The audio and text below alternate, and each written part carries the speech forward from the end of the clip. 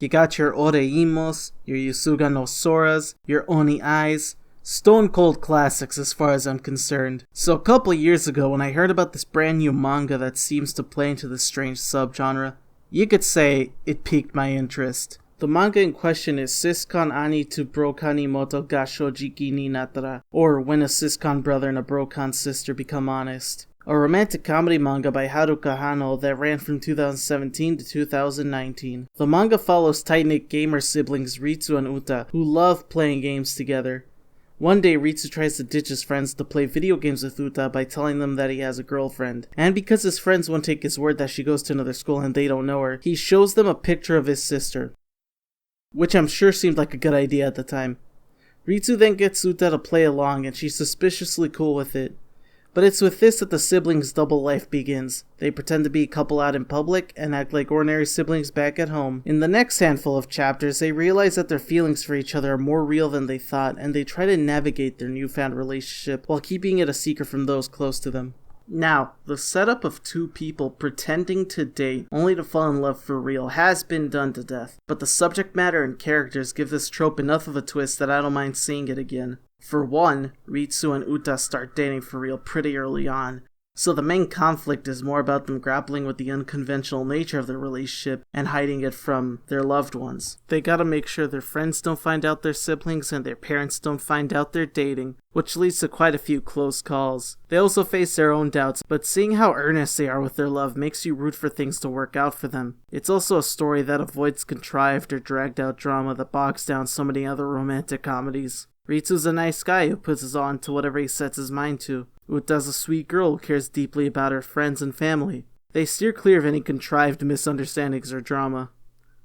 Well, mostly, but even then it's resolved quickly and reinforces how serious they are about each other. The supporting cast, made up of Ritsu and Uta's friends and parents, are just in the background barring a few exceptions. Their parents are caring parents that are supportive of their kids. Ritsu and Uta hide their romance from them, but otherwise they have a great relationship with them. There's also Hotaru, a nerdy girl who's obsessed with shoujo romance manga and will constantly reference it in real life. There's a subplot where she gets with one of Ritsu's friends. It's cute and fun in an opposites-attract kind of way. Their relationship is referenced a couple times in the main story, like when she and Uta talk about what it's like having a boyfriend. Honestly, besides Hotaru, Meiko, and Tsukasa, I don't remember the names of any of Ritsu and Uta's friends. One of Ritsu's friends is introduced as being an overachiever, and one of Uta's friends is really touchy-feely with other girls, but nothing is really done with side characters like these besides one-off gags. One character that shines bright is the absolute goat Ami. She's a fashionable girl who becomes friends with Ritsu and Uta through her competitive spirit at games. She might look like a Gyaru, but she works hard to be allowed to express herself through her fashion. Even though she takes a liking to Ritsu, she's a homie throughout this book. She finds out that Ritsu and Uta are siblings before anyone else, and, without skipping a beat, she's like, "I got you, fam,"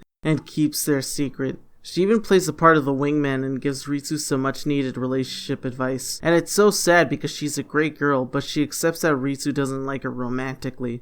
What can I say? Ami's just great. Chapters are short and usually feature some slice of life scenario with Ritsu and Uta. Most chapters can be read standalone, but there are threads of continuity that I didn't notice until my latest reread. Like, chapter 11 is about Ritsu and Uta staying away from each other to focus on their exams. Then chapter 12 is about Ritsu noticing that Ami is at the top of those same exam rankings and learning that she works hard at school so her dad will allow her to dress the way she wants. The main focus of the story is seeing Ritsu and Uta's relationship develop over time. They learn more about what they mean to each other and learn to communicate better. It's kind of novel that this is a romantic comedy not about two people getting together by the end, but about two people who are already together for most of the story and are trying to make it work. My only complaint is that near the end of the manga, some things should have been spaced out and given room to breathe. Near the end, the friends find out Ritsu and Uta's secret and drama ensues. Eventually, that's resolved and the friends are cool with it. But then the very next chapter is about the parents finding out in an unrelated incident. I mean, those are two very similar status quo shattering developments to put so close to each other, and the manga ends before these new developments can even settle. It would have been interesting if the friends found out earlier and we got some time to see how the revelation affected the dynamic between all of them,